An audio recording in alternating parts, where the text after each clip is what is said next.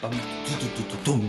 Muy buenas, soy Ángel Chacón y estoy encantadísimo de daros la bienvenida una semana más al podcast de la Resistencia, tu podcast sobre hábitos saludables.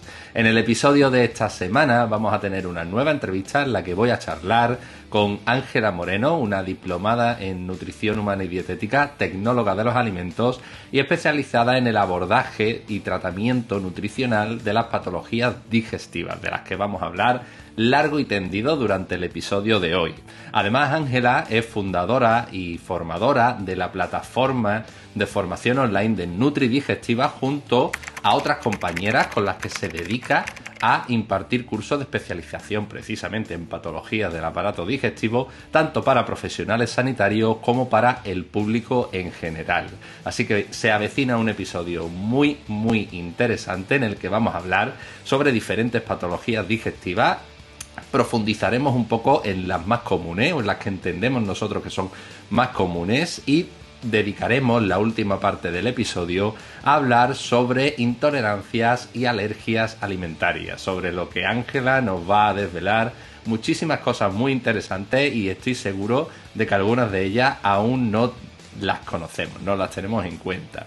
Pero antes de pasar a la entrevista, me gustaría recordarte que ya tienes disponible el método de la resistencia en el que vas a poder conseguir todos tus objetivos físicos y de salud por un precio simbólico de 19 euros al año. Y como siempre, recordarte que tienes el 10% de descuento en todas vuestras compras de Procis y FEDA, tanto de suplementación deportiva como de formación, con el código LRF10. Y ahora sí que sí, te dejo con la entrevista. Espero que la disfrutes.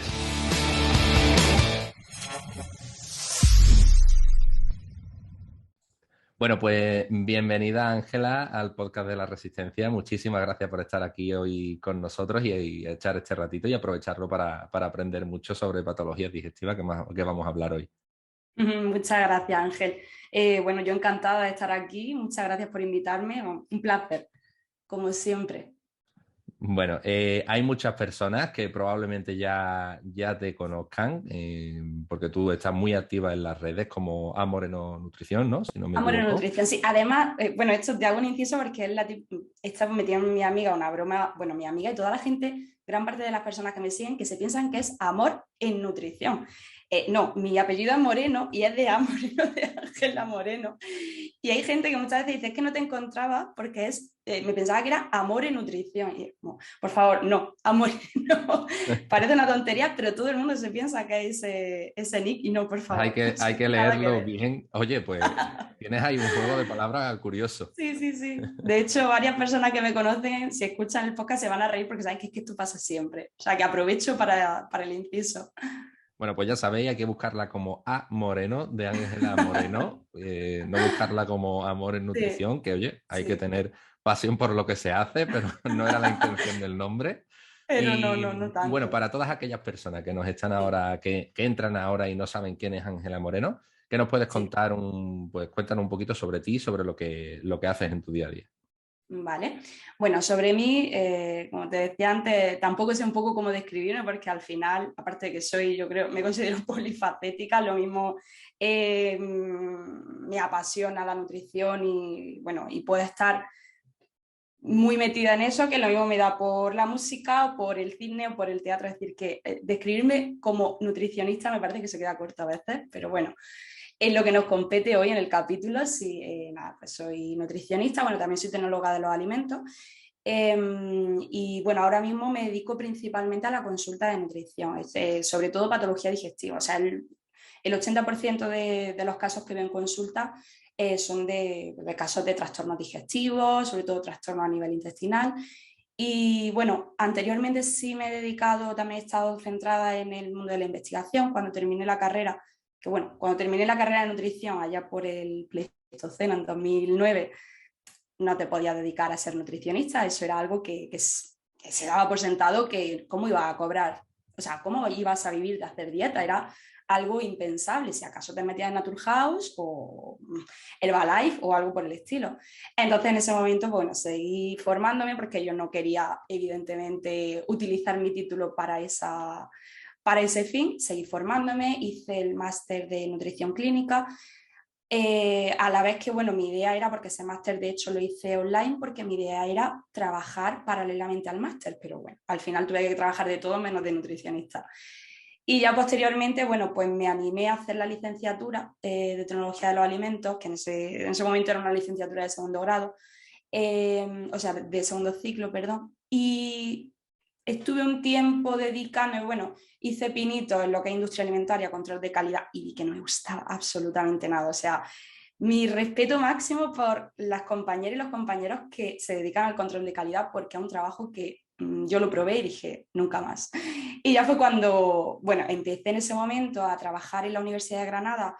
A media jornada estaba en un proyecto de investigación con la base de datos de composición de alimentos española, con Betka, que a lo mejor a alguna de las personas que están escuchando les suena. Y estuve ahí un tiempo mientras compaginaba ya mi de alta autónoma y empecé pues, a hacer mis pinitos en consulta. Estamos hablando de 2014 más o menos. Y bueno, la investigación en España está como está, hubo falta de financiación por todas las vías, al final eso quedó ahí un poco, tuve varios años y tal, pero al final pues decidí que me tenía que centrar en consulta, que además me estaba gustando mucho porque la idea que yo tenía, y eso seguramente quienes me estén escuchando, si son nutricionistas o dietistas, les sonará bastante, y es que cuando terminamos la carrera teníamos la idea como de que hacer dieta era como cuadricular la alimentación de alguien. De, bueno, me faltan 300 calorías, le voy a meter unas galletas María, que son muy típicos en la carrera. No, que es que tiene que llegar al 55-60% de carbo, le tengo que meter galletas María en el desayuno y hasta de postre de la comida. Entonces, a mí eso no me llamaba absolutamente nada la atención, porque no tenía ningún sentido. Yo no veía la nutrición como una matemática. Entonces, eso como que había hecho que no me apasionase o que no me hiciese querer dedicarme al mundo de la nutrición, sobre todo de consulta. Pero cuando empecé a pasar consulta, siguiendo un poco mi intuición de cómo quería que fuesen las sesiones, de cómo quería mostrarle a los pacientes lo que era una alimentación saludable sin tener que estar contando absolutamente todo lo que comía, me empezó a apasionar. Y me gustó y empecé a dedicarme a ello. Claro, en ese momento todo lo que o sea, todos los casos que venían, pues los cogía, evidentemente. No podía decir, no, yo solo patología digestiva. Aparte que en ese momento tampoco sabían o sea, tampoco había tocado muchos casos de patología digestiva, ni en la carrera habíamos dado casi nada. Entonces, pues bueno, lo mismo te cogía una pérdida de peso al uso de actividad física normal y tal, lo mismo te cogía una renal, que mil historias, o sea, lo que viniera, tanto infantil, edad adulta, lo que fuera. Pero a medida que fueron pasando los años, me empezaron a venir más casos cada vez más de patología digestiva. Y claro, como te decía, como no nos formaron en la carrera bien, no teníamos una base sólida, de hecho la dieta baja en FODMAP en la carrera ni la mencionaron, o sea, cero. Y bueno, y la dieta sin gluten tampoco, o sea, yo de celiaquía no recuerdo ni haber visto algo, y si lo hemos visto muy por encima, de hecho seguramente hasta nos hablasen de intolerancia al gluten, o sea, todo mal. Y bueno, ahí pues empecé a estudiar, a formarme, a meterme por mi cuenta, PubMed, bueno, pues todo lo que es ser autodidacta, pero con bases, cogiendo libros de fisiología, etc. Y me empezó a gustar, porque me di cuenta de que aparte de que evidentemente me gustaba lo que hacía, había una repercusión muy buena en la persona que venía a consulta, es decir, que venía con unos síntomas que le generaban una calidad de vida malísima, y después de ciertas sesiones veías cómo el paciente iba avanzando, iba generando mayor calidad de vida, y bueno, ahí pues me empezó a gustar. Y ya, bueno, tampoco me quiero enrollar mucho con esto. A partir de dedicarme a esto, fue que además, no sé si lo tenías pensado mencionar en algún momento del podcast, pero bueno, ya lo digo porque así, yo también soy celíaca, ¿vale? Entonces, a partir de ahí, no es que yo me haya, porque hay gente que puede pensar, vale, celíaca, pero eso se ha especializado en patología digestiva.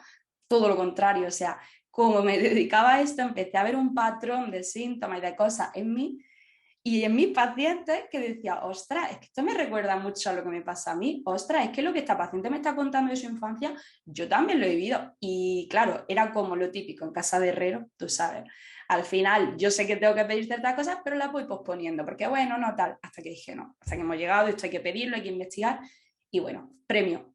Y ya pues eso evidentemente me ha hecho interesarme mucho más, porque ya aparte de que me gusta, es que es algo personal. Entonces, bueno, prácticamente eso es un poco mi bagaje de lo que me ha llevado a estar hoy aquí dedicándome a esto 100%.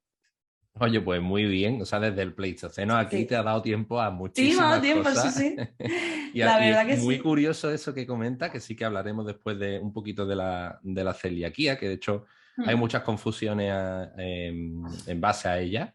Y es sí. curioso cómo tú sufriste, ¿no? Un poco lo contrario. O sea, no buscaste por qué te sentías así, sino que a raíz de especializarte en todas estas cosas, te diste cuenta Sí. oye, que esto era lo que a ti te ocurría, ¿no?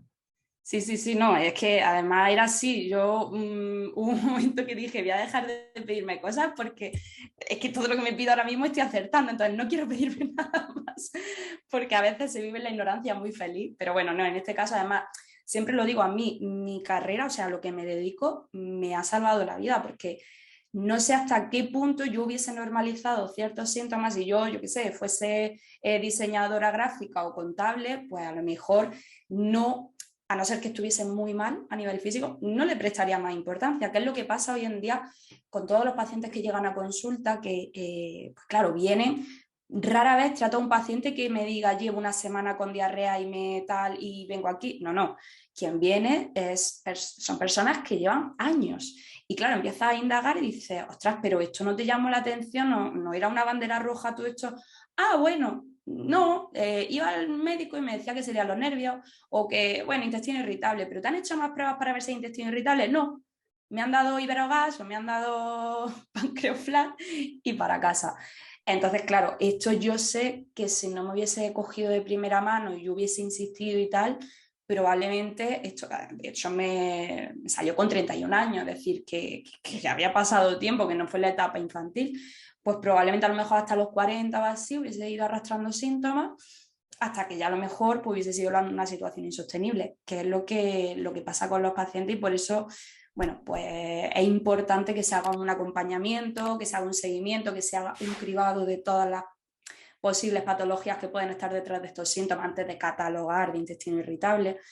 Y es que le puedes, primero, mejorar muchísimo la calidad de vida a la persona y segundo, evitar males mayores, que hay muchas patologías que tienen comorbilidades grandes, es decir, que tienen otras patologías asociadas que pueden derivar en un trastorno de salud bastante grave. Entonces, la verdad que sí, es curioso y a la vez me alegro, o sea, en parte me alegro de que por lo menos le haya tocado a una persona que se dedicaba a esto, porque es complicado.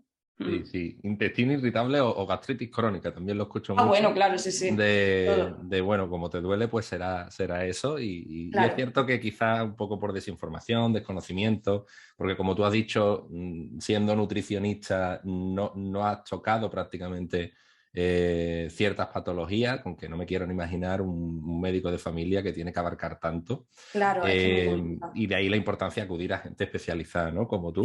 Sí, sí, Y es cierto que hay el tema de las patologías digestivas, que vamos a hablar hoy, es algo que, como tú has dicho, yo creo que es algo muy difuso, es algo que, bueno, me duele el estómago y quizás normalizamos ese tipo de síntomas de, uy, tengo muchos gases o me duele aquí o no me siento cómodo.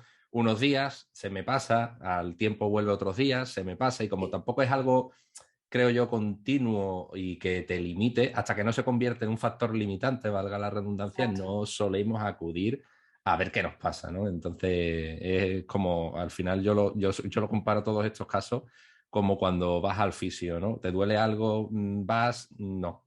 Tú vas cuando ya te limita ese movimiento y entonces te Cuando no te dice, puedes levantar el del fisio se sillón. echa las manos a la cabeza y te dice, pero hombre, Sí, ¿tú cómo no has totalmente, venido? Hace ya 6 meses. Esto claro. había que haberlo tratado y es cuando vienen, pues bueno, diferentes Sí. problemas.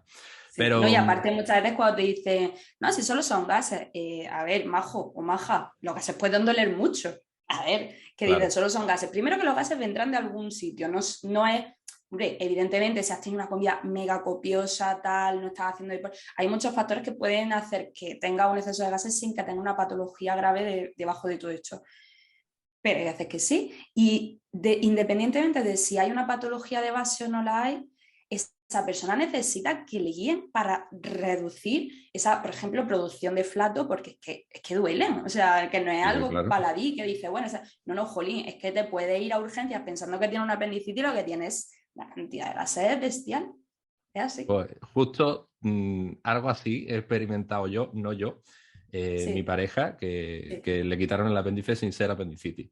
Ay, Pero se pobre. vieron, claro, se dieron cuenta después de que no. Pues ya puestos, pues se lo quitaron y listo. Pero bueno, es curioso como dices tú, pero vamos a ver, en fin, algo tiene que estar fallando aquí, Claro. precisamente por todas estas cosas. Entonces, para poder guiar un poco a todas estas personas que nos están escuchando y que a lo mejor se puedan haber hecho ese tic en su cabeza, esa bombillita que dice, oye, pues a lo mejor lo que yo estoy sintiendo no es muy común, vamos a hablar sobre varias cositas Ujú. muy interesantes.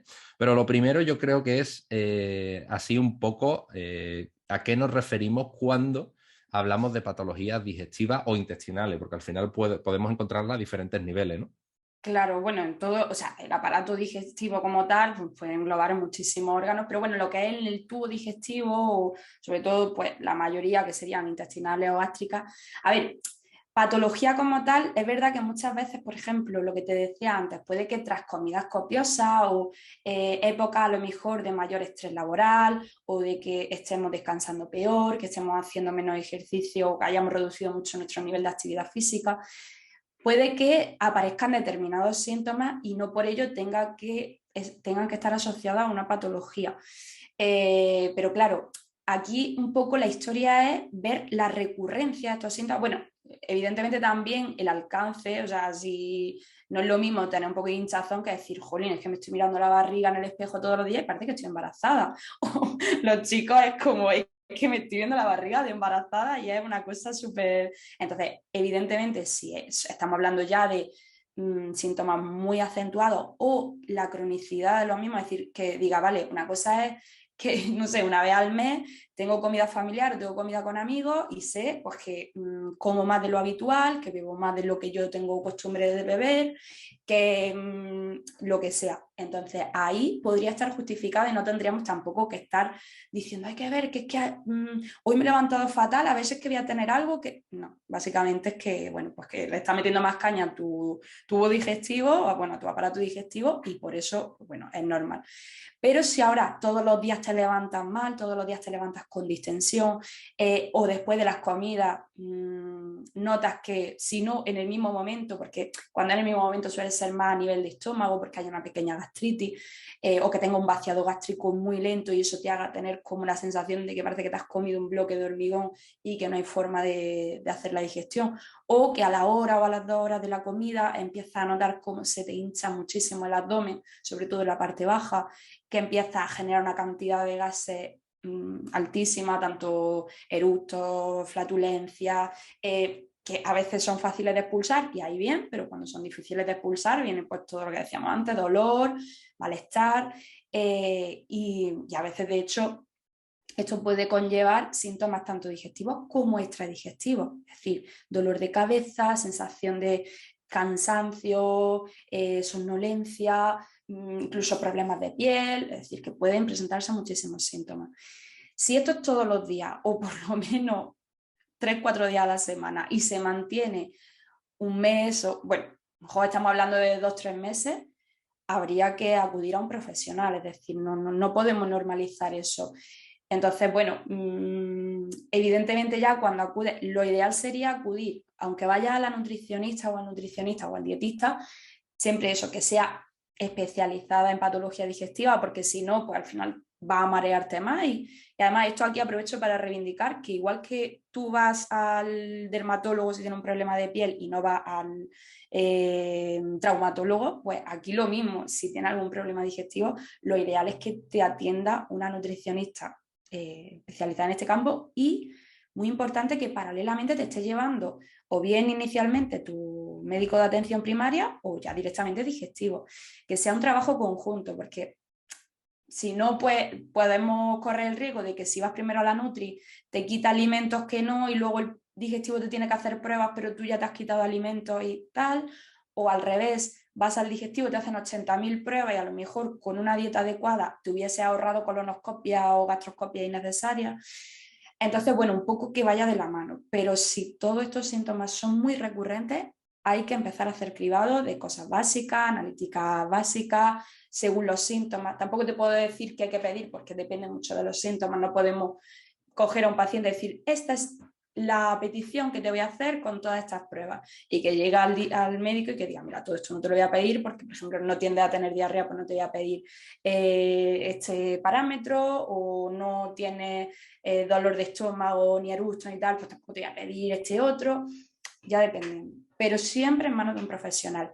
Y sobre todo que eviten, que esto también lo veo mucho en consulta, el empezar a hacer probaturas de dieta consigo mismo, o sea, ser nuestros propios conejillos de India. No por nada, sino porque primero nos va a acarrear un deterioro emocional, por así decirlo, bastante considerable, porque al final te estás agobiando, estás viendo que eres tú quien se está haciendo cargo de probar todo, te vuelves majara porque ya no sabes si este alimento me lo comía yo y me siento bien, hoy me sienta mal, qué es lo que puede estar pasando. Y siempre se necesita a alguien a tu lado que te asesore y te diga, vale, primero, este alimento todavía no te lo quitas porque te tengo que pedir, por ejemplo, con el gluten. No te quita el gluten hasta que no te hayamos hecho el cribado básico de celiaquía, que muchas veces también los pacientes, pues yo pruebo a quitarme el gluten por mi cuenta, a ver qué tal, fallo. O no te quites los lácteos y a lo mejor a ti no te hace falta, pues ya se quita de tú, te vienen con dietas totalmente o sea, deficitarias en muchos grupos de alimentos cuando a lo mejor no es necesario. Entonces, súper importante. Sí, el resumen de todo es que hay que acudir a profesionales antes de empezar a hacer pruebas. Sí, totalmente, y además es muy interesante y yo creo que también fundamental el hecho de que sea un trabajo interdisciplinar, como tú has dicho, entre varios profesionales. En este caso, pues sería el médico especializado y el nutri especializado, que como bien has dicho, la nutrición es algo muy amplio y que al final, pues el que mucho abarca, poco aprieta, ¿no? Y nos vamos especializando en ciertos grupos o en ciertas patologías, en tu caso las patologías digestivas. Y aunque a otro nutricionista que tú puedas conocer pueda tener conocimientos básicos sobre eso, siempre va a ser mucho más rápido y probablemente mucho más efectivo acudir a quien está especializado en esos temas. O sea, para eso yo, por ejemplo, sí que derivo muchísima gente cuando trae alguna patología, porque yo tanto en entrenamiento como en alimentación estoy especializado en educación y en el día a día, en pérdida de peso, en mantenimiento de una buena masa muscular y demás, cuando ya vienen con patología más allá de, sí que soy bastante cuidadoso a la hora de decirle, bueno, pues si conozco específicamente a alguien, acude a esta persona que te va a ayudar muchísimo, o si no conozco a nadie, pues intento buscarlo y ayudarlo, porque sí es cierto que al final, por mucho que tú puedas conocer, quien está realmente especializado en eso, pues va a tener un conocimiento mucho más amplio. Y al final se trata no de abarcar tú a muchas personas, sino de intentar ayudar a esa persona, y a lo mejor tú no eres su mejor ayuda. Entonces también aprovecho para hacer ese llamamiento a todos los profesionales a que cada uno pues se quede en su especialidad y vaya derivando en los demás y hagamos un trabajo conjunto que pueda ayudar a la persona, que al final es para lo que estamos. Y, Y y de hecho, te digo, eso va en pos del paciente, pero también nuestro, porque evidentemente al paciente le estás dando el consejo adecuado, que es, oye, mira, ve a otra persona porque yo no te puedo ayudar y evidentemente pues te voy a ahorrar tiempo y dinero. Pero también para nosotros, porque abarcar una patología o un campo, yo por ejemplo no llevaría nunca a un deportista de élite, o no llevaría a un trastorno del comportamiento alimentario, no llevaría a lo mejor, hace ya tiempo que no llevo renal, es decir, casos que hay que ser especialista en eso para hacerlo bien. Si cojo a alguien que yo no, o sea, para trabajar en algún área que yo no controlo, me va a dar una ansiedad de pensar que no lo estoy haciendo bien, que se me puede estar escapando algo. Y si no, porque es verdad que yo, pues lo que hablábamos antes de que somos muy perfeccionistas y tal, no, realmente a lo mejor lo haría bien, pero porque me devanaría los sesos investigando sobre el tema y al final dice, ostras, es que no me merece la pena, es que llevo 5 horas dedicándole a este caso. Igual debería haberlo derivado porque en estas 5 horas hubiese cogido a 5 personas que yo controlo y que no me requieren tanto esfuerzo, porque sí, soy especialista en eso. O sea que, cuando te des cuenta te has especializado en claro, otra área al final ya. Sí, sí, claro, pero si te total. viene uno cada mes, dices, pues no me merece la pena No te merece. especializarme en esto. Claro, claro, totalmente. Y además de verdad, y muy interesante porque yo creo que hay muchas personas que desconocen quizás que existen estas especialidades también en nutricionistas. Es como todo el mundo tiene muy claro que hay ciertos especialistas en medicina, Pero en cuanto a nutrición, pues bueno, al nutricionista de la esquina que será igual que el de la otra esquina y a lo mejor son dos especialistas muy buenos, pero cada uno en cosas totalmente diferentes, ¿no? Sí, sí, sí, sí. Y, pues eso, hay que saber buscar también a quien realmente te pueda ayudar en lo que a ti te pasa, que a lo mejor te controla esa patología digestiva y dices, bueno, pues estupendo, ya he estado con Ángela, me he controlado, ahora quiero que me lleve tal persona porque Claro, quiero conseguir otro objetivo, ¿no? claro. Y es lo ideal, sería lo ideal. Sí, Y bueno, sí, yo creo que queda un resumen bastante bueno de todo lo que podríamos sentir y cómo deberíamos de empezar a buscar a ese profesional. Si te parece, vamos a hablar sobre algunas patologías que yo creo que las patologías digestivas es algo que cada vez está más presente en nuestro Ujú. día a día. Al final, todo el mundo ha en algún momento experimentado alguna, creo yo. Sí. Y bueno, he sacado, porque si no podríamos estar aquí hablando horas, he sacado algunas de las que yo considero que podrían ser más comunes, como Ujú. son el reflujo o la acidez estomacal, que creo que sufre bastante gente, la gastritis de la que ya hemos hablado antes, el estreñimiento y el famoso síndrome del intestino irritable, que todo aquel que no conoce qué le pasa, pues tiende a decir que es lo que le pasa, Sí. ¿no? Sí, sí, sí, sí. No, claro, es que, a ver, el problema con el síndrome de intestino irritable es que en muchos casos se usa como una especie de cajón desastre, en el que sin haber hecho un cribado básico para descartar otras patologías que puedan compartir síntomas, se etiqueta directamente al paciente como intestino irritable. Para empezar, el síndrome de intestino irritable, como su nombre indica, es un síndrome, es decir, es un conjunto de síntomas en el que, bueno, se ha visto, se supone que es funcional, aunque en los últimos estudios se está viendo que puede tener cierto componente orgánico porque puede estar relacionado con un grado de baja inflamación a nivel intestinal, pero bueno, a grandes rasgos se considera que es un trastorno funcional, es decir, no hay ninguna causa que justifique esa alteración, no hay nada, una úlcera, una masa, cualquier cosa que justifique todos esos síntomas y sin embargo el paciente pues ha visto que ante determinados estímulos, ante determinados alimentos, simplemente sin ninguna causa aparente, tiene ciertos síntomas y además con una recurrencia bastante alta. Es verdad que hay personas que, bueno, esa cronicidad puede dilatarse más en el tiempo, a lo mejor que tengan un episodio fuerte cada mes o cada 3 meses, o hay personas que están pues casi todos los días mal. Entonces, claro, el problema aquí es que a día de hoy ya hay mucha gente que piensa que el síndrome de intestino irritable no existe. A ver, sí existe. El problema es que hay que hacer un buen cribado antes de decirle a una persona, oye, no te agobies, o sea, no te agobies, no te preocupes porque lo hemos descartado todo. Lo que tiene el síndrome de intestino irritable es una patología crónica, pero que tiene un manejo bastante bueno si, bueno, centramos actividad física, por supuesto, alimentación, control del estrés, es decir, que aquí entramos en esa multidisciplinariedad que decíamos que es súper importante, sobre todo en el síndrome de intestino irritable. Y si eso es así, pues el paciente se puede centrar en cambiar estilo de vida, tanto lo que decía, dieta, actividad física y tal. Pero claro, si no hacemos un cribado adecuado, pues claro, ese paciente no va a mejorar porque a lo mejor hay una celiaquía o que no se ha diagnosticado, que es la que te está provocando esto. Entonces, claro, no puedes convivir con algo, una cosa es intestino irritable puro y duro, que puede que te dé cada cierto tiempo, y otra cosa es una celiaquía que no sabes qué tiene. Entonces estás todos los días con supuestamente el síndrome de intestino irritable bastante activo.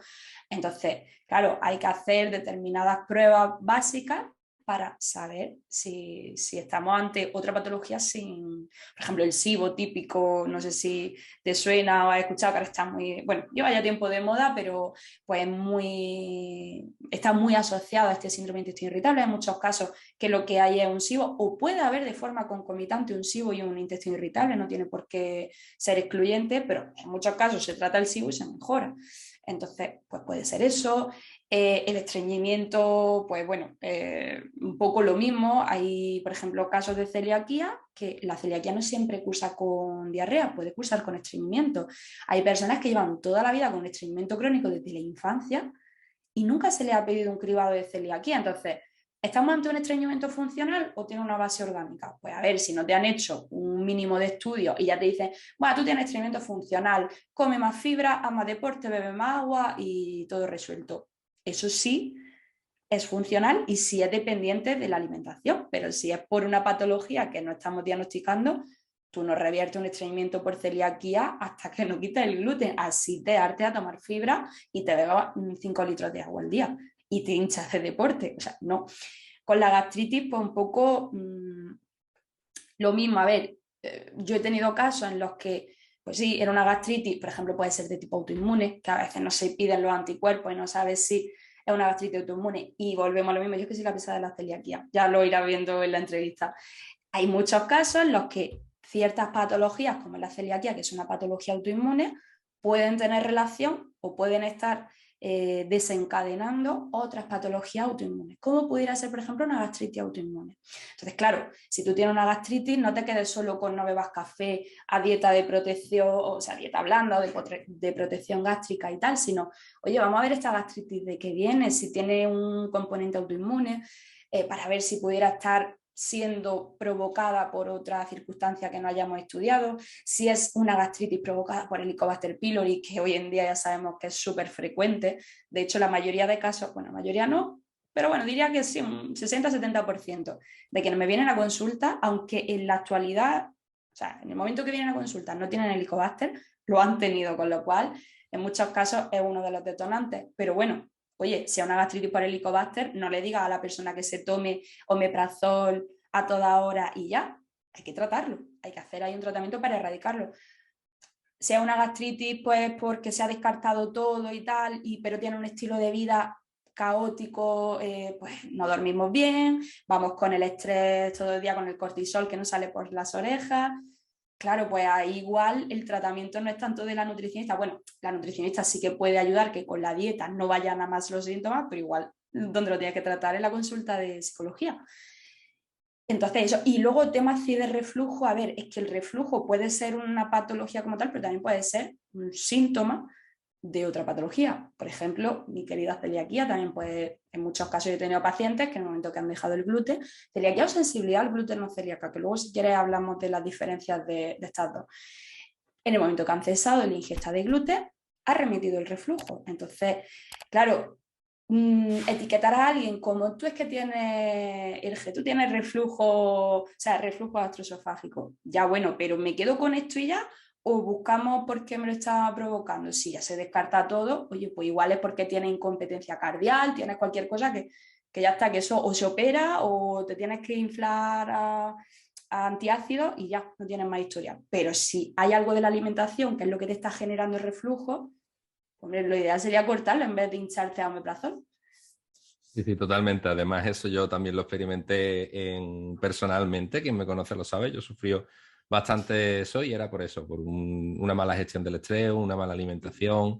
Y de hecho, me di cuenta, quizás porque empecé a mejorar hace ya bastante tiempo, pues todos estos hábitos y en ciertos momentos en los que a lo mejor pues tengo un evento y bebo más alcohol de la cuenta o una época en la que a lo mejor por diferentes cuestiones pues me alimento diferente, me pego un par de días que digo, y me dice, el cuerpo mismo me dice hasta aquí, ya has llegado aquí, vuelve a donde estabas, que es como te va bien. Y sí, muchas veces yo creo que, de hecho, has mencionado varios medicamentos demasiado comunes, diría yo, Sí. porque es a lo primero que recurre. Ya creo que muchos de ellos no hace falta ni que te los receten, sino que tú vas, lo pillas, te lo tomas, te lo tomas y te lo tomas, y al final puede ser que estés enmascarando algo peor, ¿no? Claro, claro, claro, por supuesto. O sea, es que bueno, tampoco nos vamos a poner aquí en lo peor de cáncer gástrico, pero evidentemente cuando el cuerpo te está mandando señales hay que indagar el por qué.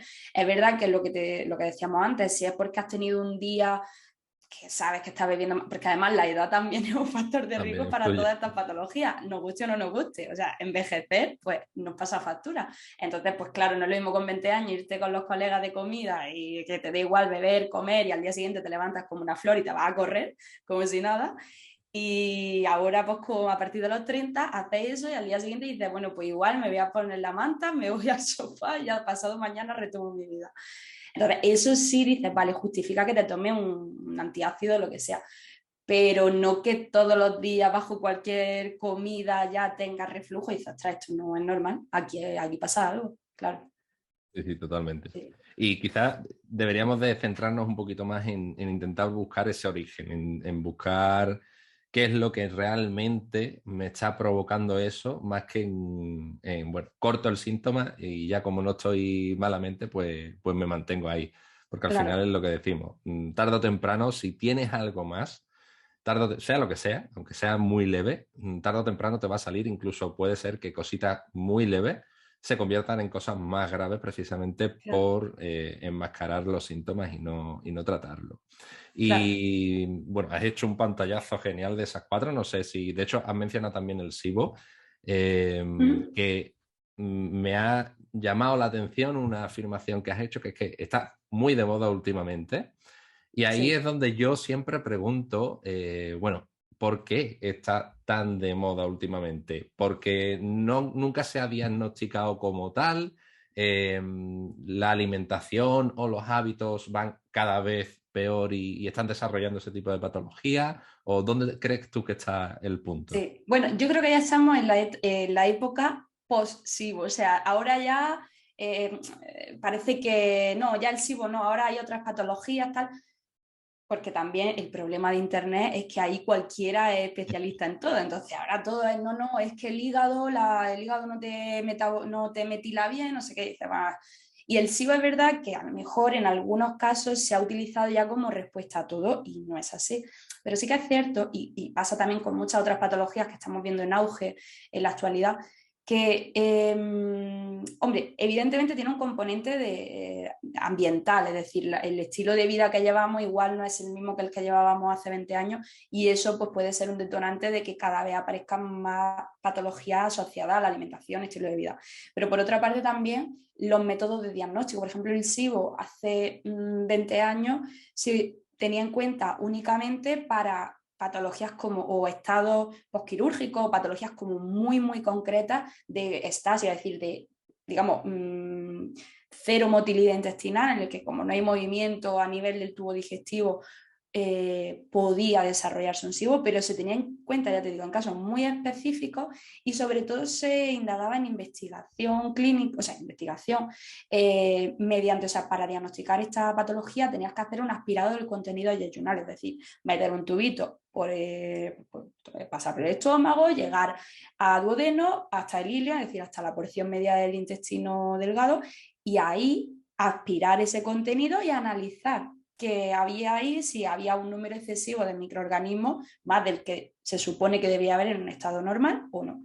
Claro, esa técnica es súper invasiva, no es nada cómoda, no es nada así del día a día, pero hoy en día se utilizan otro tipo de técnicas, o sea, la más utilizada es la del test de aliento, que toma una sustancia, como suele ser la que se debería utilizar, es la lactulosa o lactitol, que es un compuesto que no lo vamos a absorber en ningún tramo del intestino delgado, con lo cual nos vamos a asegurar que va a pasar por todo el tubo digestivo hasta alcanzar el colon y vamos a ir registrando la producción de gas durante todos esos tramos, con lo cual vemos si antes del minuto 90 a 100 más o menos, que es cuando se estima que ya está alcanzando el colon, hay una elevación en la producción de gases, decimos, vale, esta persona está, porque se supone que la producción de gases es únicamente gracias a la microbiota, que no la vamos a producir nosotros, entonces decimos, vale, esta producción es anómala, significa que hay un número muy alto de microorganismos, de arqueas o de bacterias.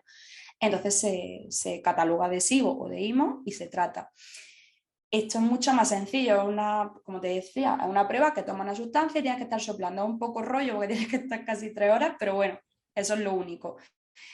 Y claro, esto pues evidentemente ha hecho que se investigue más la posibilidad de SIBO con otras patologías, es decir, a nivel de investigación, pues ya a lo mejor dices, oye, pues voy a ver si los pacientes de intestino irritable también tienen una alta prevalencia de SIBO. Pues evidentemente con esta prueba es mucho más fácil hacer todo este tipo de estudios. Y se está viendo que la prevalencia pues es más alta de lo que se esperaba, que antes se pensaba que, ya te digo, era para casos muy concretos, cirugía bariátrica bastante importantes, o ya te digo, casos de daño del nervio vago o algo así. Pero hoy en día se está viendo que, oye, igual eso es la causa de muchas otras patologías que ni se había planteado hace unos años. Así que bueno, está de moda, pero ya te digo que parte sí que es verdad que hay personas que justifican todo por el SIBO, que dicen, a ver, el SIBO tampoco va a ser la causa de todas las patologías del mundo. Pero es verdad que el conocer que está ahí ha hecho que en muchos casos, pues personas que iban vagando de una consulta de digestivo a otra diciendo que me pasa, que es que yo ya no sé, que coma lo que coma, un día me sienta bien, otro día no, un día me levanto con la barriga como una embarazada, otro día bien. Al hacerse la prueba de SIBO, ver que es positivo y tratarlo, mejoran la calidad de vida una barbaridad. Entonces, claro, hay que tenerlo en cuenta en muchos de estos casos para acortar cuanto antes el tratamiento del paciente. Sí, sí. Y además es curioso cómo es difícil, yo creo, encontrar el origen, puesto que están tan relacionadas, ¿no? Que al final una puede desembocar en otra, otra en otra, y al final tú des con una, pero quizás esa no sea el origen, sino que sea un síntoma, ¿no? Por decirlo de Claro, alguna una manera. comorbilidad, es decir, que Claro. dices, bueno, evidentemente, que es que eso también pasa mucho con las patologías digestivas, que das con una patología y dices, vale, todo lo que tenía entonces no era lo que yo pensaba, era por esto. No, es que a lo mejor lo que tú pensabas también está, o lo que te diagnosticaron en su momento también es, pero paralelamente se han desarrollado otras cosas y hay que tratarlas también, pero no significa que lo otro no estuviera también presente. Sí, sí, porque al final todo está conectado y entonces si algo funciona, es como nuestro cuerpo, yo siempre lo comparo con cualquier máquina, como un coche. Sí, Si tienen un eje doblado, no solo afecta a la rueda, al final afecta a todo el motor. Entonces, pues es un poco eso, ¿no? total. Hacer esa analogía. Y bueno, Sí. para las personas que nos están escuchando y que ahora mismo hayan entrado en algún punto de hipocondria y extraña, y digan, vale, tengo que ir al Disclaimer, no escuchéis especialista o este algo, por capítulo. favor, que a mí me está empezando ya a molestar todo. ¿Qué podríamos hacer si yo tengo ciertas molestias, ¿no? O algunos síntomas de los que hemos mencionado ahora Sí. y tengo la ligera sospecha de que, bueno, esto a lo mejor no es normal o lo estoy teniendo llevo últimamente una temporada con estos síntomas con bastante frecuencia? ¿Qué podríamos hacer en primera instancia, antes obviamente de que si eso se alarga, pues acudir al especialista? Hombre, a ver, puede ser interesante, ya te digo, al final la clave es que te asesore un especialista, porque en tu casa te va a volver loco diciendo no sé qué me pasa, tal. Pero bueno, sí que es verdad que puede ser interesante, igual de cara a visitar o bien medicina o bien área de nutrición, hacer un registro tampoco muy exhaustivo, pero sí a lo mejor de 1 o 2 semanas de alimentación y síntomas para ver si hay algún patrón. Porque es verdad que cuando tú vas a lo mejor en una consulta, si yo veo más o menos cuál es el patrón de alimentación de la persona y los síntomas que tiene, puedo ir un poco más a tiro hecho y decir, vale, me cuadra que este día con este alimento tuviera este síntoma. Igual tiene una ligera mala absorción de fructosa provocada por alguna otra cosa que tenemos que investigar o ver cuándo aparecen los síntomas, un poco analizar, porque es verdad que muchas veces yo ya, porque con la experiencia, pues voy haciendo preguntas para acotar todos los campos, pero en muchos casos viene el paciente y le dice, bueno, ¿qué síntomas tienes? Es como, es que no lo tengo identificado, estoy mal a nivel general, es como no, pero quiero saber cuántas veces vas al baño, la consistencia de las deposiciones, si hay presencia de sangre en algún momento, no la hay, si el dolor o sea, el dolor de estómago, bueno, no sabes si es a nivel de estómago o a nivel de intestino, pero ese dolor que tiene a lo mejor después de las comidas es más en la boca del estómago, es más en la zona de la parte baja del abdomen, si hay algún síntoma extradigestivo que se presente puntualmente, algún prurito, es decir, o alguna sensación de, pues no sé, granitos que te salgan en la piel, cualquier cosa, para que cuando llegue a consulta pues un poco podamos entender qué es lo que está pasando. Y poco más, porque ya te digo, es que en muchos casos me vienen pacientes que ya se han hecho pruebas previamente y le digo, es que no tiene ningún sentido. De hecho, creo que me iba a preguntar sobre ello, así que aprovecho y te digo lo típico de todo me sienta mal, antes de ir a la nutri o antes de ir a la médica, me voy y me hago un test de intolerancia alimentaria en la farmacia debajo de mi casa. Error. O sea, error, pero sobre todo porque, primero, porque son súper caros para la información que nos van a dar. Es decir, que ese precio yo lo pago si de verdad me van a dar una información fiable, ese y el doble si hace falta. Es decir, que, a ver, todos queremos saber exactamente qué nos sienta bien y qué no, y eso sí, pero no tiene una validez científica en condiciones. O sea, llevan muchísimos años intentando validar esta prueba y no hay forma, no consiguen que tenga una reproducibilidad en condiciones y que realmente tengan un valor pronóstico decente. Y luego que te van a hacer tener una dieta súper restrictiva sin ningún motivo. Y entonces, claro, vienen ya los pacientes a consultar. No, es que yo antes de venir aquí me he hecho el test y como me salía, además, alimentos dispares que la mostaza, el pimiento verde, el trigo y el no sé qué. Y ya me lo he quitado. Dice, no tiene ningún sentido. Tenemos que resetear porque yo para saber que te sienta mal necesito organizarte bien la alimentación, valorar qué es lo que te voy a quitar en base a lo que yo veo que te está provocando síntomas o que tiene una probabilidad alta de provocártelo y luego ir poco a poco reintroduciendo pero guiándote conmigo. Pero a mí el que me traiga esto es que no me sirve para nada.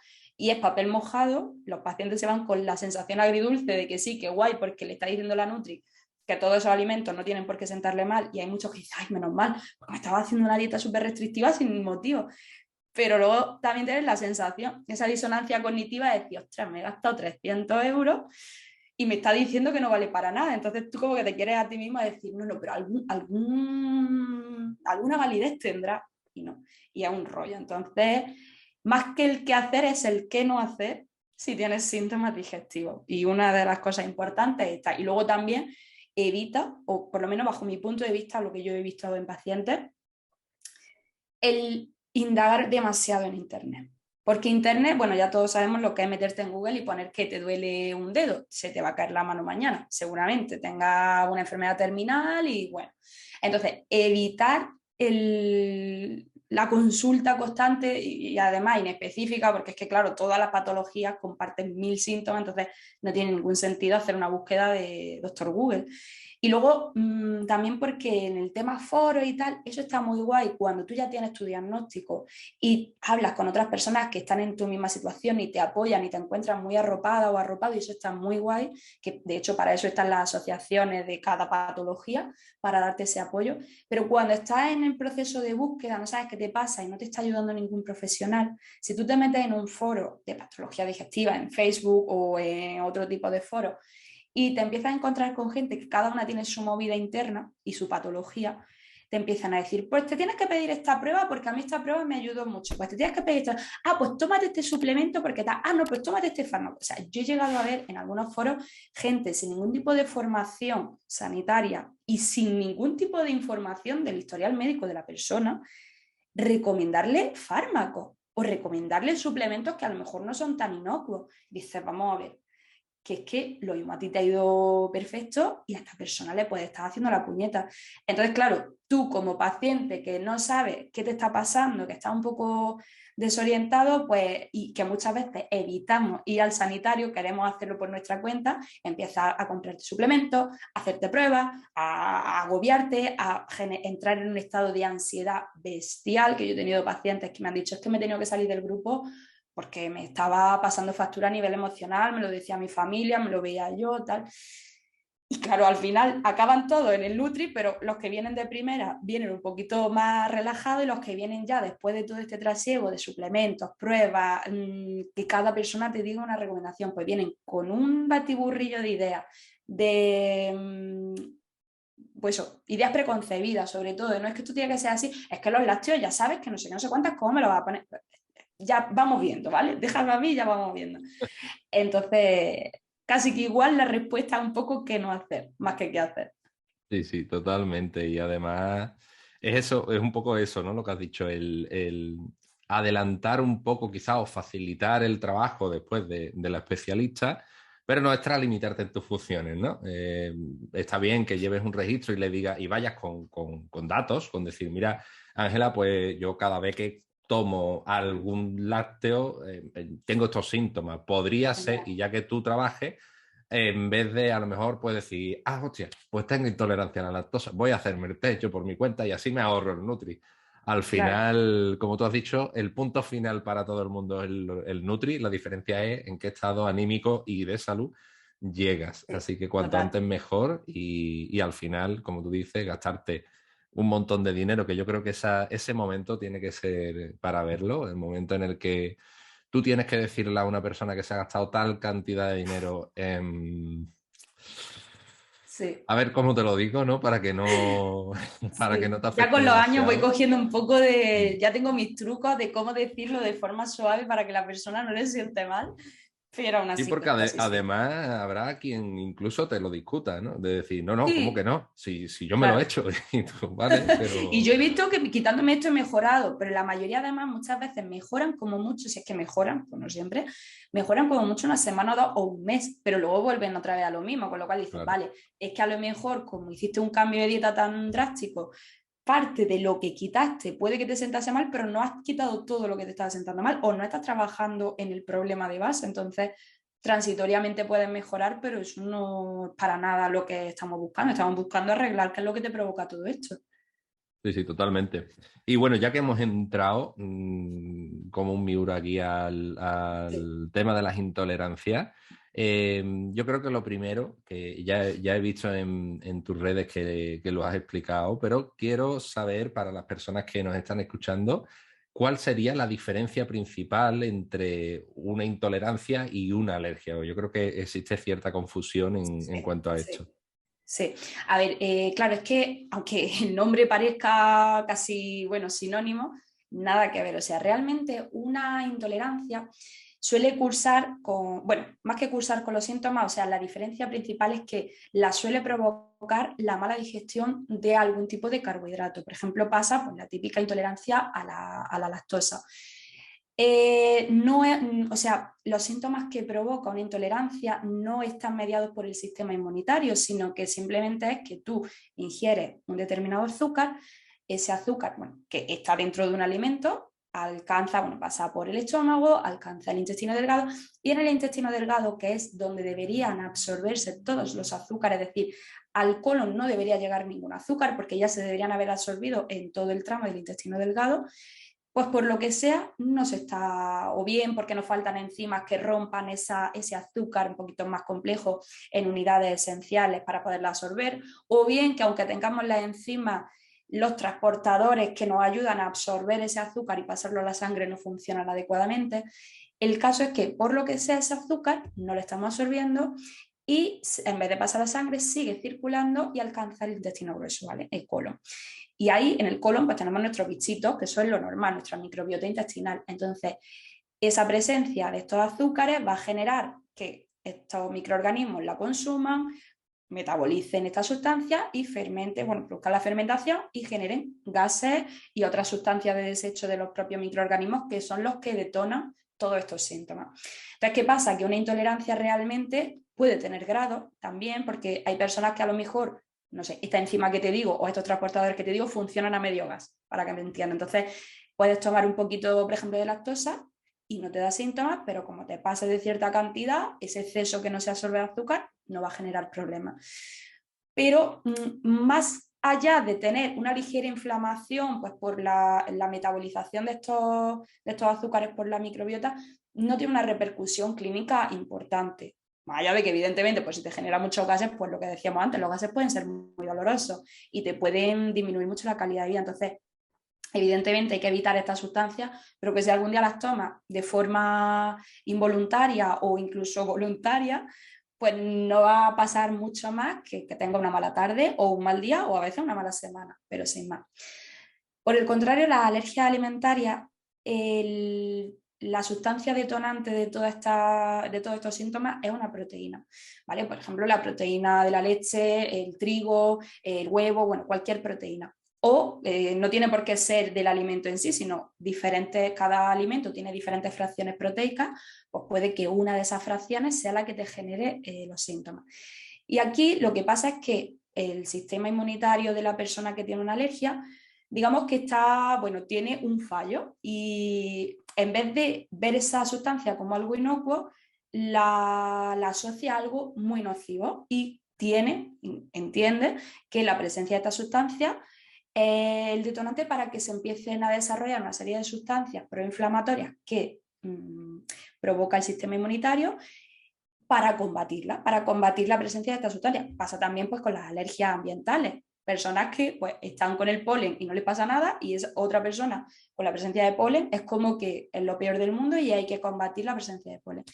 ¿Qué pasa? Que evidentemente la repercusión que va a tener en una persona una alergia es mucho más grave porque el sistema inmunitario nos interesa tenerlo tranquilito. Como lo tengamos alterado, como pasa en la enfermedad autoinmune o en la alergia, nos puede provocar cosas graves. En el caso de las alergias, pues hasta la propia muerte, así, un shock anafiláctico. Entonces, claro, no es lo mismo. Y en el caso de las alergias, pues es verdad que lo bueno es que se puede trabajar eso con un buen alergólogo, la desensibilización e incluso se puede llegar en algún momento de la vida a tolerar de nuevo esa sustancia. Es como que con una buena terapia de alergología puedes volver a entrenar a tu sistema inmunitario a tolerar ciertas sustancias. Entonces, bueno, hasta ahí realmente sería como la principal diferencia. Entonces, claro, no es lo mismo una alergia, que muchas veces es que yo tengo alergia a la lactosa. No, o sea, es imposible. Tú puedes tener intolerancia a la lactosa. A la alergia tendría que ser a la proteína de la leche de vaca. Y luego está, y no sé si me lo iba a preguntar, pero yo aprovecho porque siempre hago campaña pro dar a conocer la celiaquía para que la gente no diga intolerancia al gluten. Por favor, no digáis intolerancia al gluten si me estáis escuchando, o si lo decíais antes, a partir de ahora no lo digáis, porque la celiaquía no es una intolerancia ni es una alergia, tampoco hay alergia al gluten, es una enfermedad autoinmune. En este caso, por lo que sea, el intestino de los que somos celíacos pues está también un poco descoordinado y nuestro sistema inmunitario también. Y la simple presencia de trazas, por eso las trazas son importantes, los celíacos no es por un poco no pasa nada, por un poco sí pasa, porque la simple presencia de trazas que estén en contacto con nuestra mucosa intestinal, es decir, con la pared del intestino, hace que nuestro sistema inmunitario diga, esto es algo que hay que combatir. Pero en vez de que pase como con las alergias, que combaten a la sustancia como tal, y nuestros síntomas son simplemente la respuesta de pues, una cantidad alta de histamina o de todas las sustancias proinflamatorias, en el caso de la celiaquía es que este sistema inmunitario nos ataca a nosotros. O sea, por lo que sea, encuentra el gluten, pero en vez de atacarlo a él, ataca a las células del intestino, de nuestro intestino, y por eso produce esa atrofia. Y a largo plazo esa atrofia pues, produce mala absorción de sustancias, etcétera, etcétera, etcétera. Entonces, claro, realmente la celiaquía no es ninguna de estas dos cosas. La celiaquía es una enfermedad autoinmune como un hipotiroidismo en Hashimoto. Y luego, pues ya más adelante, si nos sobra tiempo, si quieres, también tendríamos la sensibilidad al gluten celíaca, que eso no sabemos si es un problema de índole inmunitaria, si es una intolerancia, todavía no lo sabemos. Pero también se ha visto que hay personas que el contacto del gluten, o sea, que si ingieren algo de gluten, empeoran, pero no tienen celiaquía. Pero básicamente esa sería la otra diferencia. O sea, podríamos englobar la alergia a proteína, leche de vaca, huevo, trigo, etcétera. Pues la alergia al trigo, no tiene celiaquía, pero tiene alergia al trigo. La intolerancia o mala absorción, la mala absorción de fructosa, sorbitol y demás. Y la celiaquía, que sería otra entidad totalmente diferente. Además, y ya con esto termino, me gusta hacer la diferencia de intolerancia y celiaquía porque, claro, si por lo que te he explicado que es una intolerancia, puedes pensar, bueno, por un poco que comas, si tolera un poquito de gluten, ¿qué te va a pasar? Si realmente a lo mejor tú tienes una tolerancia, no eres muy celíaca, que odio esta frase, lo de eres muy celíaco, porque es como, eres celíaca, no puede ser mucho o poco, ¿lo eres o no lo eres? Entonces, si tú dices intolerancia al gluten, que puede parecer una tontería, dices, bueno, Ángela, ¿qué más da que lo menciones como lo menciones? Si no, porque una persona que no entiende esta diferencia dice intolerancia al gluten y piensa, bueno, a lo mejor esta criatura, porque como un poco no le pasa nada. Y tú vas a un restaurante y piensan que es una tontería tuya de moda y tal, y no tienen presente esa restricción. O tú vas a comer con amigos y dices, bueno, chiquilla, por un poco que comas tampoco pasa nada. Joder, sí pasa. Sí pasa y además mucho a largo plazo tiene una repercusión bastante gorda. Entonces, bueno, un poco para quienes nos estén escuchando, si no tenían esos conceptos claros, pues espero que con esto les ayude un poco a entender la diferencia. Seguro que sí, y quizás por eso es tan importante localizarlo bien y localizarlo pronto, ¿no? El tema de la celiaquía. Y Sí, sí que creo que es bastante importante esa diferencia porque es que es una mínima diferencia, pero es realmente muy grande, o sea, porque no es lo mismo sí, que tu cuerpo combata una infección, un patógeno, lo que sea que entiende que es esa sustancia eh, a que te ataque a ti mismo y afecte y además de forma crónica, ¿no? Entonces, bastante importante, hablaremos de ello ahora en un ratito, pero es cierto que quizás esa mala fama o esa, ¿cómo lo digo? Esa esa despreocupación que muestran muchas personas ante intolerancia, alergia o en este caso la celiaquía, puede venir determinada quizás por la moda de estos alimentos funcionales sin lactosa, sin gluten, que todo el mundo de repente pues ha tomado. Y quizás también eso se une a que, como tú has dicho, has nombrado muchísimas sustancias, intolerancias hay muchísimas, fructosa, lactosa, sorbitol, podemos encontrar muchísimas, pero quizá todo el mundo se va a la misma, ¿no? Todo el mundo se va a que si el gluten o que si la lactosa. El resto es como, pues yo eso no lo sabía. Y bueno, lo primero y antes de todo, saber si estas intolerancias tienen algún componente o algún origen genético o podemos desarrollarla bien por unos malos hábitos o bien por eliminar cierta sustancia de forma prolongada. Claro, a ver, bueno, sí y no. Es decir, por ejemplo, en el caso de la lactosa, como decía antes, para tú digerir determinados azúcares, como pasa en la lactosa, necesitas que la mucosa del intestino delgado, que sería como la lámina que está más en contacto con los alimentos que ingerimos, con el tubo digestivo, esté bien, porque en esa lámina vamos a encontrar estas enzimas que nos ayudan, que son proteínas que nos ayudan a romper los azúcares en unidades esenciales y absorberlos. Entonces, cualquier entidad, cualquier situación patológica que te dañe o que te inflame la mucosa del intestino, va a provocar de forma transitoria que tú no toleres bien la lactosa, por ejemplo, o algún otro, la sacarosa, cualquier azúcar, ¿vale? Entonces, claro, ahí sí podríamos revertir, si conseguimos controlar esa alteración que nos está provocando inflamación, con el tiempo se podría revertir perfectamente la intolerancia a la lactosa. Pero sí que es verdad que aquí hay cierto componente genético en la hipolactasia del adulto. Es decir, se sabe que hay personas, eso es así, y sobre todo en España hay una frecuencia alta, que no heredan los genes que le ayuden a seguir digiriendo la lactosa, con lo cual, pues llegado a un punto, en el adulto a veces es normal y no tiene por qué haber ninguna patología de base el dejar de digerir bien la lactosa. Entonces, pues en estos casos es verdad que si quieres seguir tomando leche, tienes que pasarte a lácteos sin lactosa o consumir, pues a lo mejor estos quesos que están más fermentados, yogur de cabra, que a lo mejor tienen menos cantidad de lactosa, ya dependiendo de la tolerancia individual. Pero también pasa que si tú dejas de consumir lactosa por voluntad propia, pues por ejemplo, una persona que es vegana o vegetariana pero no toma lácteos, claro, llega un momento en el que lleva a lo mejor meses o años sin tomar lactosa. Y claro, nuestro organismo es muy listo y dice, yo no voy a trabajar aquí, no voy a crear cosas que me cuesten trabajo si no las voy a utilizar, como son las enzimas, la lactasa, que sería la enzima digestiva que va a degradar la lactosa. Entonces dices, bueno, pues si esta persona lleva sin darme lactosa meses, pues esta lactosa voy a dejar de expresarla, el gen que deja de expresarse. Entonces, claro, ahí se podría recuperar la tolerancia, pero habría que empezar muy poquito a poco para que nuestro intestino vaya experimentando el contacto de la lactosa muy gradual y empieza a decir, venga, vale, hay que volver a ponerse en marcha, vamos a generar de nuevo la presencia de lactasa. Entonces ahí, pues, con el tema de la lactosa sí que puede ser en parte, si dejas de tomarla, puedes desarrollar intolerancia a la lactosa, o puede que tenga intolerancia a la lactosa de forma totalmente normal, que no tenga ninguna patología, o que tenga intolerancia a la lactosa porque haya tenido una gastroenteritis o cualquier cosa que te haya generado esto. Luego, con el tema de las malabsorciones, por ejemplo, la malabsorción de fructosa sorbitol cuando se presenta en adulto casi siempre es patológica, es decir, es consecuencia, o sea, realmente es un síntoma. Hay algo que te está provocando que tú no absorbas bien la fructosa.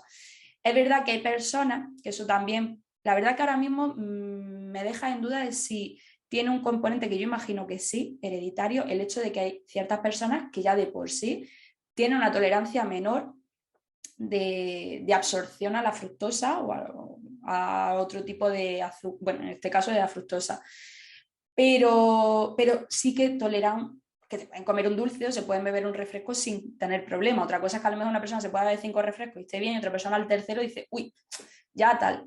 Pero lo habitual es que no haya ningún problema. Entonces, en este caso, más que hereditario es que tienes un problema de base que lo tienes que resolver.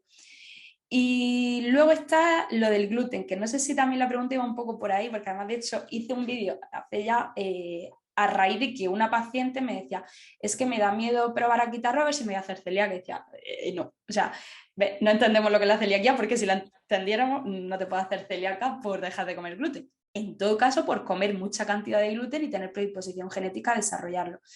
En el caso del gluten, sin más, se puede vivir perfectamente en una dieta sin gluten, siempre y cuando sea saludable, evidentemente, que no sea a base de productos procesados o ultraprocesados sin gluten, pero el dejar de tomarlo no tiene por qué hacer que no lo toleres. Es verdad que a lo mejor si te retiras el gluten por otras causas que no sea celiaquía durante mucho tiempo, pues igual lo más inteligente no es pasar una dieta súper alta en gluten de un día para otro, sino meterlo poco a poco. Pero nunca vas a llegar a desarrollar una intolerancia, o sea, una incapacidad, no quería decir, o sea, no celiaquía, pero una incapacidad para tolerar el gluten. Entonces, bueno, un poco lo que más sí podría ser es que si tú dejas de tomar lactosa, que luego la reintroducción sea muy gradual y con la fructosa igual, que sea gradual. Pero el gluten, pues sí, te lo aconseja un profesional, por supuesto que no lo hagas por tu cuenta, lo puedes dejar de tomar sin ningún problema de que luego te vaya a volver celíaca, pero ya te digo, para hacerte celíaca tienes primero que tener predisposición genética, porque si no tienes la predisposición genética no puede, es muy difícil, o sea, casi un 99,9% es imposible. Y estar consumiendo de forma habitual gluten, que es el factor desencadenante de que se desarrolle esa reacción inmunitaria anómala que pasa en la celiaquía. Claro, sería el efecto contrario, ¿no? Más que Claro, por dejar de tomarlo, por tomar mucho y por además tener pasarte. esa predisposición para que Claro, eso se produzca. sí, de hecho, hay personas que a lo mejor no han desarrollado la celiaquía, pero tienen a lo mejor un familiar de primer grado que tiene celiaquía y en esos casos, pues lo adecuado, o yo por lo menos, bueno, lo adecuado es que se hagan el cribado, o sea, la serología, la prueba en sangre para ver si ya tienen anticuerpos y tal. Pero aun dando negativo, mi recomendación muchas veces es, oye, hazte la genética. Porque si sale negativa, pues no tienes que estar toda tu vida ahí pendiente, tal. Pero si sale positiva, igual, aunque no lo hayas desarrollado, de vez en cuando, cada cierto tiempo, una vez al año, cada 2 años, hazte un este. Y en ese caso, sinceramente, el no comer, a lo mejor no hace falta que te lo quites como un celíaco, pero el controlar la ingesta de gluten y no pasarte puede ser un factor que te ayuda a prevenir desarrollarla en un momento determinado. O incluso retardarla Claro, si no puede llegar a claro, prevenirla.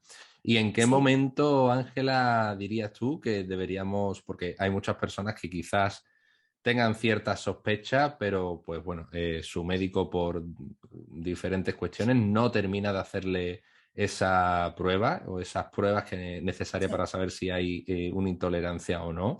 ¿En qué momento dirías tú que la gente tendría que decir, oye, mira, me pasa esto, porfa, arme, Hasta aquí hemos llegado, ¿no? claro, El golpe en la míramelo. mesa, ¿no? Sí, sí. Claro. A ver, pues yo diría que si llevas ya con esta sintomatología que hablábamos al principio, 3 meses, bueno, hay algunos profesionales que dicen, no, tiene que ser 6 meses, tal. Yo diría 3 meses, por lo menos.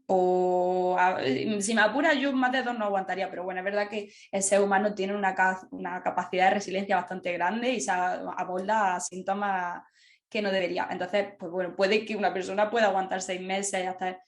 Pero yo en 3 meses, si lo siento, hombre, a ver, otra cosa muy diferente es que estés pasando un duelo, que estés pasando algo que dices, ostras, es que es normal que siga estando mal, porque es que, o que tenga un nivel de estrés por cualquier otro motivo muy alto, dices, bueno, igual me voy a esperar a intentar trabajar esto en terapia y si veo que trabajando todo esto remite los síntomas, porque está muy asociado, evidentemente, si tenemos una situación emocional bastante importante, nos va a afectar, pero sí, y la alimentación, por supuesto, también, que dice, oye, pues igual debería empezar a cambiar con ayuda de un profesional, por supuesto, de trabajar mi dieta, mejorar hábitos, meter más actividad física, que a lo mejor antes me movía menos que el pajarillo del al campo y puede que también por ahí vayan un poco los tiros.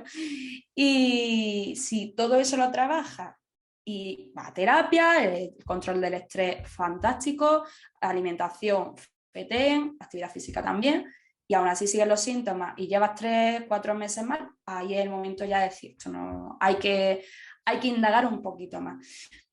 Y no tengamos miedo a pedir segundas opiniones, a ver, que a veces, que yo entiendo perfectamente, o sea, yo toda la crítica que hago, entre comillas, porque tampoco es crítica y es constructiva, o sea, tampoco constructiva, pero que la hago desde la comprensión. Lo que pasa es que no dejo de ver que hay cosas que se escapan. Es decir, yo entiendo perfectamente que un ser humano que ve 60 personas en una mañana, es imposible que tú le dediques un tiempo adecuado a hacerle un historial exhaustivo a un paciente. Es que yo, o sea, mi tope de ver pacientes al día son 7. O sea, yo veo que es imposible y aún así, como sean casos complicados, termino con la cabeza como un bombo.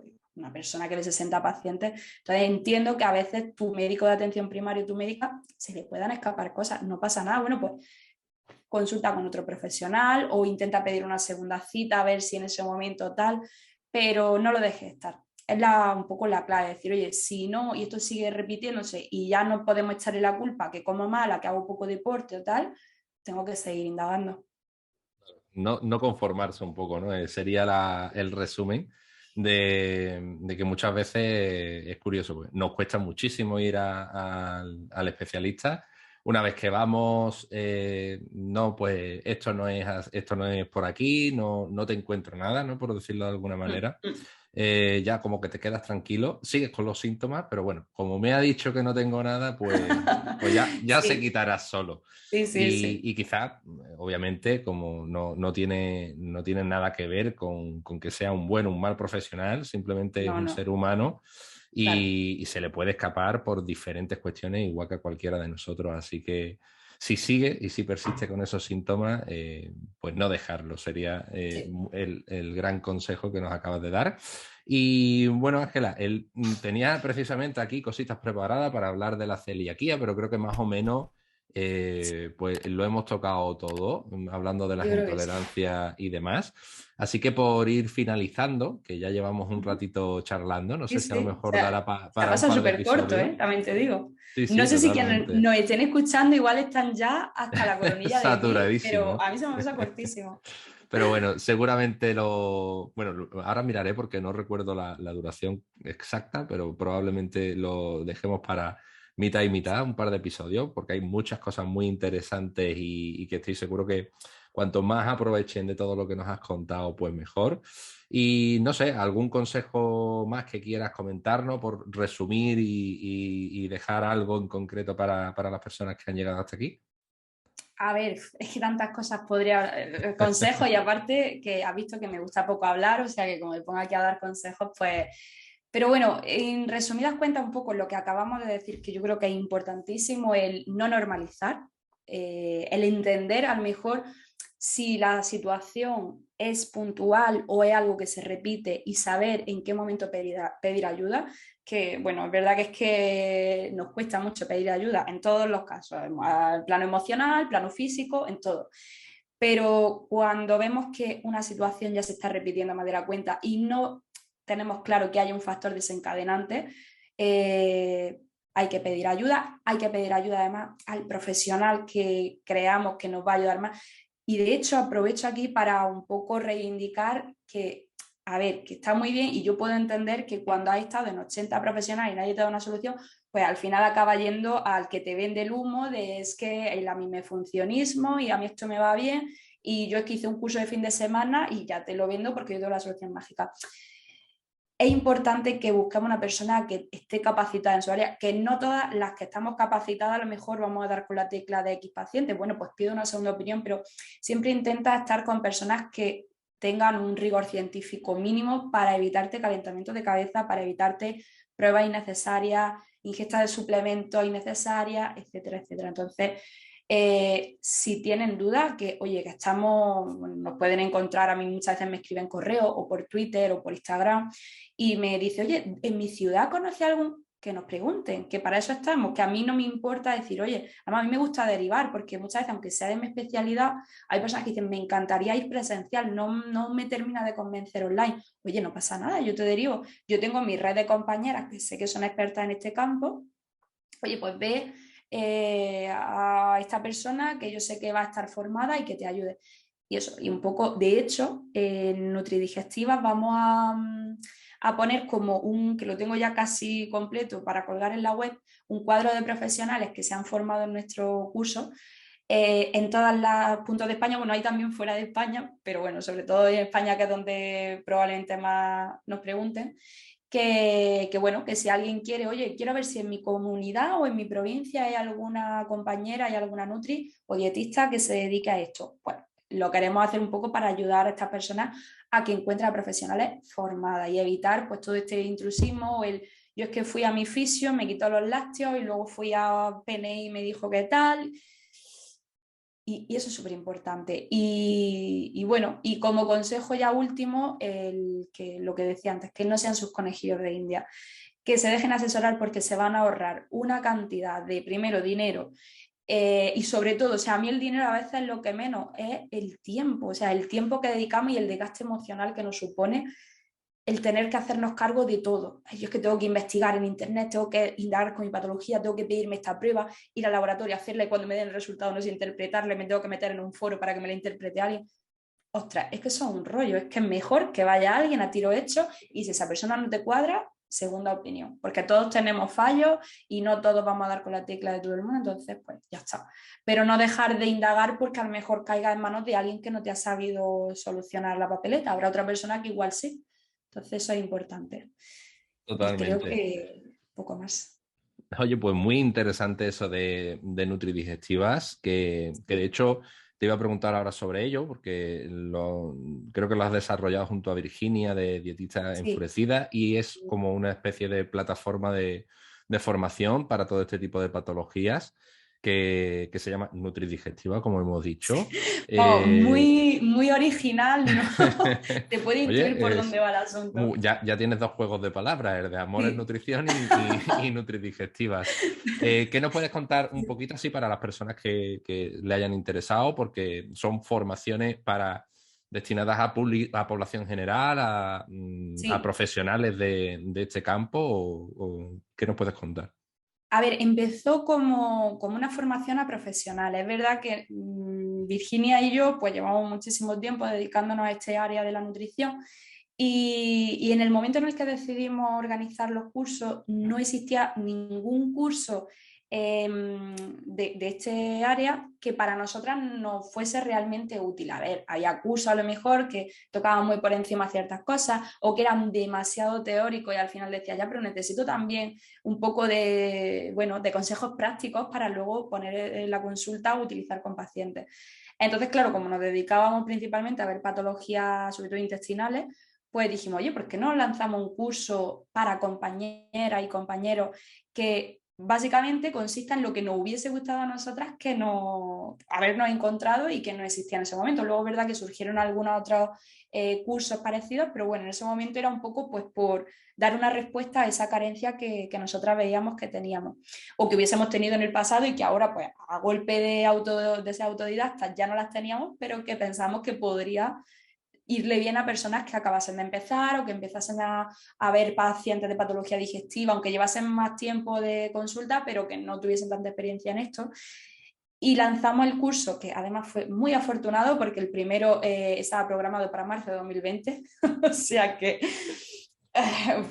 yo creo que no elegimos fecha mejor para inaugurar y claro, evidentemente, bueno, hasta que Pedro Sánchez nos salió en la tele diciendo que había o sea, estado de alarma y tal, estábamos en plan, no sabemos porque se escucha esto del coronavirus, lo cancelamos, no cancelamos, y decíamos, bueno, nosotros tiramos para adelante. Y ya, claro, cuando salió Pedro Sánchez a la tele fue como, ya tenemos que cancelar, ¿no? Ya no. Y nada, pues pusimos todos los cursos que los íbamos a hacer en 4 ciudades, en Granada, en Valencia, Madrid y Barcelona, y ya los pospusimos para verano. Y la verdad que fue muy guay porque cuando lo hicimos, que de hecho nosotros nos pensamos, para verano estará ya todo resuelto, esto es unos meses a lo mejor, ¿sabes? ¿Quién no iba a decir que todo esto íbamos a tener 4 o 5 olas? En fin, la historia. Nos libramos, pero luego es verdad que después de verano otra vez empezó a subir, a repuntar todo esto, pero nos gustó mucho porque conocimos a compañeras y fue no sé, aparte de evidentemente pues lo que es el curso y tal, que nos gustó mucho poder compartir toda nuestra experiencia y evidentemente todo lo que es base, que tiene una base muy fuerte a nivel teórica, pero teórica y de experiencia, el conocer a otras compañeras que a lo mejor podíamos conocer por redes, pero incluso ni eso, y el ver pues, que todas más o menos compartimos las mismas dudas, las mismas incertidumbres, tenemos pacientes muy similares y bueno, un poco ponemos en común todo cómo lo llevamos, cómo nos lo hacemos, nos damos muchos consejos, la verdad que está muy guay. Y ya a raíz de ahí hicimos la plataforma online, porque claro, ya veíamos que la cosa se ponía chunga y dijimos, igual deberíamos hacer la misma versión presencial online y así ya, pues por si nos vuelven a encerrar en casa, que esto ya esté. Y la verdad que tuvo muy buena acogida, tanto la presencial como la online. Este año hemos vuelto a hacer una segunda edición de este primero presencial, pero paralelamente a esto quisimos también empezar a generar algunos cursos que fuesen más para población general. Porque bueno, a lo mejor hay una persona, el curso este que te digo es muy para sanitario, es decir, no es para público general. Pero, pues, por ejemplo, dieta baja en FODMAP o algún tipo de enfoque que queramos que sea para todos los públicos, también lo incluimos. Y ahora, bueno, ahora estamos, esto ya es un poco spoiler, pero estamos preparando para mitades o finales de este año lanzar otro, o sea, ampliar, que ya no sea de patologías intestinales, sino meter otras patologías que también, pues la gente, las compañeras lo demandan mucho porque en muchos casos en consulta y bueno, va un poco por ahí. Entonces, a mí me gusta sobre todo, aparte de por todo lo que te he dicho, porque como te comentaba antes, antes de empezar, el pasar consulta únicamente, o sea, el ganarte la vida únicamente pasando consulta quema mucho. Y esto todas las compañías, bueno, y tú me lo dirás, seguramente te pasará, y todas las compañeras y compañeros que pasan consulta lo acaban notando, ese quemazón de que necesitas hacer otras actividades que te motiven o que te estimulen a nivel intelectual, que no sé siempre el estar ahí como un mono haciendo dietas todo el día sin permiso. Entonces fue un poco por salir de la rutina, dedicarme a otra, y la verdad que me encanta la formación. Es algo que a veces, de hecho en consulta me veo muchas veces que parezco una profesora en vez de una nutri explicando tal. Y un poco esa necesidad de docencia y tal, pues la he cubierto con Nutridigestiva. Qué guay. Pues sí, Sí. pasa. Y además ocurre algo curioso para que todo el mundo lo sepa, que es que cuando te afecta a ti, quizá esa sobrecarga de consulta, al final también afecta a tu trabajo. Entonces es cuando precisamente pues también se te pueden ir escapando cosas y demás. Entonces hay que estar también, ya no solo por estar formado, sino también pues como tú has dicho, pues abarcar diferentes cositas y también que te sirva a ti como desarrollo personal y como motivación para poder realizar todo esto que nos apasiona.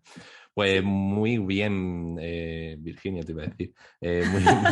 Muy bien, Ángela. Bueno, no sería la primera vez que me confunde.